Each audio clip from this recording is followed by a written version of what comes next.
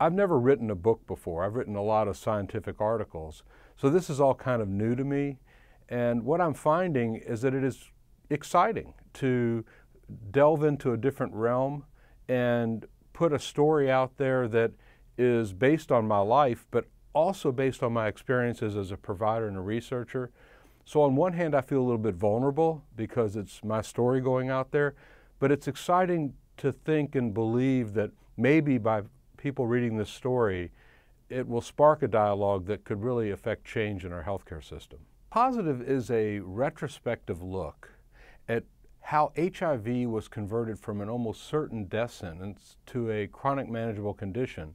It looks at the patient experience through individual stories, but also looks at a behind-the-scenes experience of investigators, researchers, telling how the story unfolded over time.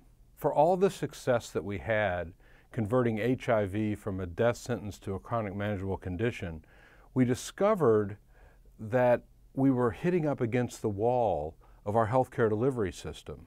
And what became clear to me is that if we can solve the problem of HIV, we should be able to solve the problem of our healthcare system. The difference is that with the HIV epidemic, we all pulled together. We were all working together for a common cause. Right now in the healthcare system, we are terribly fragmented, everyone pulling in different directions, and that sort of leaves me hopeless that unless we can turn this around and have all of us working to fix our healthcare system together, we're not going to have any success in the long run. I think this is a book for several audiences. Anyone who's been touched by or involved in HIV, I think they'll find a lot of meaning in the book. But for everyone else, anyone who's been dealing with our healthcare system, either through navigating a parent through the system or even navigating ourselves through the system, I think this book will resonate in terms of creating a wake-up call that we shouldn't put up with this anymore. We shouldn't allow this dysfunction to continue.